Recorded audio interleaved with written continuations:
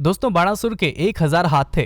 जब शिव तांडव नृत्य करते थे तो वो अपने 1000 हाथों से मृदंग बजाया करता था। उसकी कला से प्रसन्न होकर शिव उसके संरक्षक बन गए। बाणासुर बहुत शक्तिशाली और अहंकारी हो गया। बाणासुर की बेटी का नाम उषा था। एक दिन उषा को सपने में एक युवक दिखा। युवक से उषा को प्यार हो गया। उषा की सहेली चित्रलेखा ने उषा के बताए रंग रूप के आधार पर युवक का चित्र बनाया। वो चित्र कृष्ण के पोते अनिरुद्ध का लग रहा था। उषा ने अपनी सहेली से अपने सपनों के राजकुमार का पता लगाने में सहायता मांगी। चित्रलेखा जाकर अनिरुद्ध को ले आई।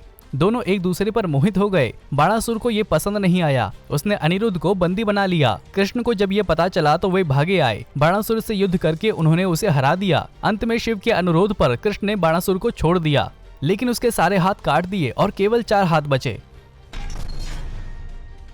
दोस्तों, समुद्र मंथन में देवताओं को दिव्य सुगंध वाला पेड़ परिजातक भी मिला था। इस पेड़ को इंद्र के उद्यान में लगा दिया गया। एक दिन नारद मुनि उस उद्यान में आए। उन्होंने परिजातक के कुछ फूल इकट्ठे किए और उन्हें कृष्ण की पत्नी रुक्मणी को भेंट कर दिया। रुक्मणी बहुत प्रसन्न हुई, लेकिन कृष्ण की दूसरी पत्नी सत्यभामा को उन फूलों की सुगंध मिली तो उसने कृष्ण से वही पेड़ ला देने की मांग कर दी। इंद्र को पराजित कर कृष्ण परिजातक पेड़ को धरती पर ले आए। यहाँ रुक्मणी और सत्यभामा के बीच झगड़ा होने लगा। दोनों ही उस पेड़ की मांग करने लगी। कृष्ण ने पेड़ सत्यभामा के आंगन में इस तरह से लगा दिया कि उसके फूल रुक्मणी के घर में गिरे। इस तरह से उनकी दोनों पत्नियां संतुष्ट हो गईं।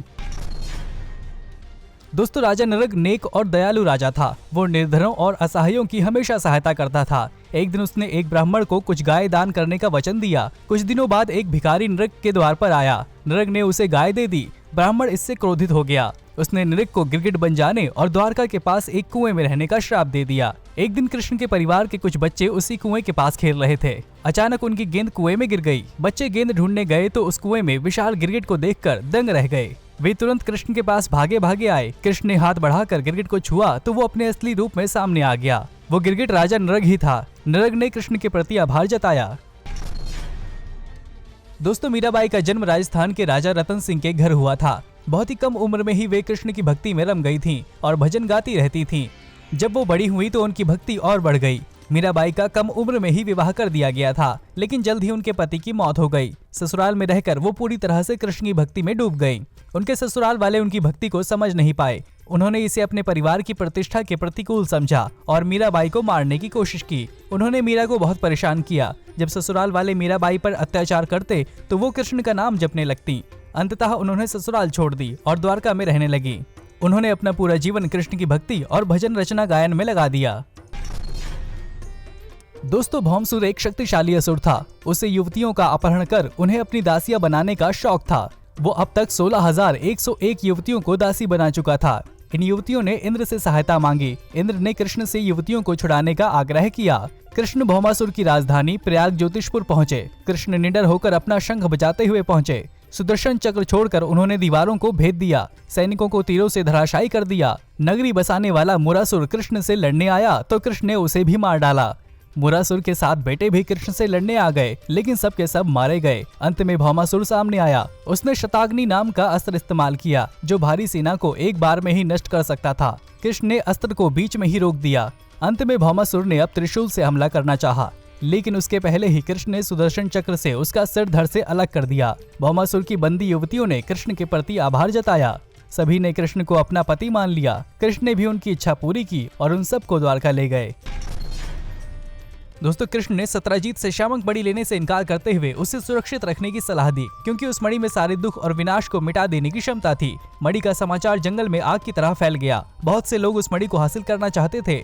शतधन्व नाम का एक दुष्ट आदमी भी मणि की फिराक में था। वो एक दिन मणि चुराने के लिए सत्यजीत के कक्ष में सेंध लगाकर घुस गया। सत्यजीत ने उसे रोकने की कोशिश की, लेकिन शतधन्व ने उसे मार डाला। कृष्ण को सत्यजीत की मौत पर बहुत दुख हुआ। उन्होंने तय किया कि वे हर हाल में मणि वापस लाकर रहेंगे। कृष्ण अपने भाई बलराम के साथ शतधन्व को खोजते हुए द्वारका जा पहुंचे। शतधन्व ने कृष्ण के आने का समाचार सुना तो वो अपने मित्र अक्रूर के घर में जा छिपा। अक्रूर ने उसकी सहायता करने से इनकार कर दिया। शतधन्व वहां से निकला ही था कि कृष्ण वहां पहुंच गए। उन्होंने शतधन्व को पकड़कर मार डाला।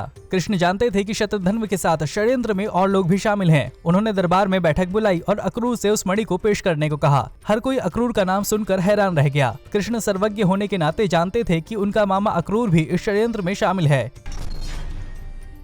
दोस्तों, एक बार कृष्ण और अर्जुन शिकार खेलने निकले। दिन ढलने लगा तो वे यमुना में नहाने चले गए। तभी कृष्ण को नदी के पास एक सुंदर युवती दिखी। कृष्ण ने तुरंत अर्जुन को उसके पीछे भेजा। अर्जुन के पूछने पर उसने बताया, मैं कालिंदी हूँ, सूर्य देव की पुत्री। मैं कृष्ण की पूजा करती हूँ और उनसे विवाह करना चाहती हूँ। अर्जुन ने पूछा कि वो अकेली क्यों रह रही है। कालिंदी ने तुरंत बताया, ताकि मेरी पूजा पाठ में कोई बाधा ना पहुंचाए। वो बोलती गई, मुझे आशा है कि एक दिन मेरी इच्छा पूरी होगी और कृष्ण मुझे अपनाएंगे। कालिंदी की भक्ति देखकर अर्जुन प्रसन्न हुआ। उसने वापस आकर कृष्ण को कालिंदी के प्रेम और उसकी इच्छा के बारे में बताया। कृष्ण भी उसके निश्चल प्रेम से बहुत प्रभावित हुए। उन्होंने कालिंदी से विवाह करने का निश्चय कर लिया। दोस्तों, अवंती नरेश की राजकुमारी मित्रविंदा ने स्वयंवर में कृष्ण को चुना तो वहां उपस्थित दुर्योधन को बहुत क्रोध आया। वो असहाय देखता रह गया और कृष्ण मित्रविंदा को लेकर चल दिए। कौशल्या नरेश नग्नजीत की सत्या नाम की एक सुंदर बेटी थी। सत्या को नग्नजीती भी कहा जाता था। नग्नजीत ने शर्त रखी थी कि सत्या का विवाह उसी के साथ किया जाएगा जो 7 जंगली बैलों को नथेगा। जब कृष्ण पहुंचे तो नग्नजीत बहुत प्रसन्न हुआ। उसने कृष्ण से गुप्त रूप से प्रार्थना की कि वे शर्त पूरी करके सत्या के साथ विवाह कर लें। कृष्ण ने शर्त पूरी की और सत्या से विवाह कर लिया। इसके बाद कैकेयी राज्य के राजा ने अपनी बहन भद्रा का विवाह कृष्ण से कर दिया। मद्र देश की पुत्री लक्ष्मणा ने भी कृष्ण की पूजा की तो कृष्ण उसके स्वयंवर में गए और उससे विवाह कर लिया। दोस्तों, सत्यजीत नाम का एक राजा था। उसने सूर्य से बहुमूल्य शामंतक मणि हासिल की थी। एक दिन कृष्ण उसके दरबार में आए और मणि मांगने लगे। राजा ने इनकार कर दिया। एक दिन जब सत्यजीत अपने महल में नहीं था तभी उसके छोटे भाई प्रसन्न ने मणि चुरा ली। जब प्रसन्न शिकार करने गया तो उसका सामना एक शेर से हो गया। शेर से लड़ते समय मणि नीचे गिर गई और शेर ने प्रसन्न को मार डाला। सुग्रीव के मंत्री जाम्बान को वो मणि मिली तो उसने वो मणि अपने बेटे को खेलने के लिए दे दी। इधर सत्यजीत को पता चला कि मणि गायब है तो राजा ने सोचा कि कृष्ण ने ही प्रसन्ना को मारकर मणि ले ली होगी।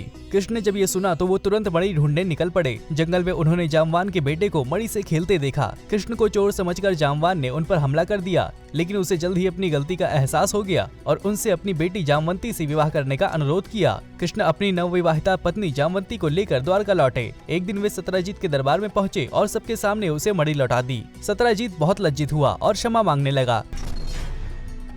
दोस्तों, वृंदावन की सारी गोपियों में कृष्ण की सबसे प्रिय गोपी राधा थी। वो बरसाना के रहने वाले वृषभानु और कमलावती की बेटी थी। राधा कृष्ण से बहुत प्रेम करती थी। दोनों अक्सर साथ में नाचते गाते रहते थे। उनका प्रेम देखकर अन्य गोपियां जला करती थी। जब कृष्ण और उनके सखा राधा को रंग लगाने बरसाने गए तो उसकी सहेलियों ने उन पर लाठियां बरसा दी और उन्हें खदेड़ दिया। ये परंपरा बरसाने की लठमार होली के रूप में आज भी जीवित है। जब कृष्ण मथुरा चले गए और बाद में द्वारका के राजा भी बन गए तब भी राधा उनके लौटने की प्रतीक्षा करती रही। कृष्ण ने राधा से कहा कि उसका नाम उनके नाम से पहले लिया जाया करेगा। यही कारण है कि हम कृष्ण राधा ना बोलकर राधा कृष्ण ही बोलते हैं। राधा का जन्म राधा अष्टमी के रूप में कृष्ण जन्माष्टमी के ठीक 15 दिन बाद मनाया जाता है। दोस्तों, एक बार अपने भक्तों की परीक्षा लेने के लिए कृष्ण ने सिरदर्द का बहाना किया। कृष्ण ने नारद से कहा कि वे तभी ठीक होंगे जब उनका कोई भक्त अपने पैर की धूल उनके माथे पर लगाएगा। कृष्ण की बात से हैरान नारद उनकी पत्नियों के पास गए। रानियां भी उनकी बात सुनकर डर गईं। उन्हें लगा कि ऐसा करने से देवता उन्हें श्राप दे देंगे। नारद अब गोपियों के पास गए और उनसे यही बात कही। उन्होंने कहा कि कृष्ण का सिरदर्द तभी ठीक होगा जब कोई उनका सच्चा भक्त अपने पैर की धूल उनके माथे पर लगाएगा। गोपियों ने तुरंत ही अपने पैरों की धूल इकट्ठा की और नारद को दे दी। नारद समझ गए कि गोपियों का कृष्ण के प्रति प्रेम सच्चा है और वे इसके लिए देवताओं का श्राप तक झेलने को तैयार हैं।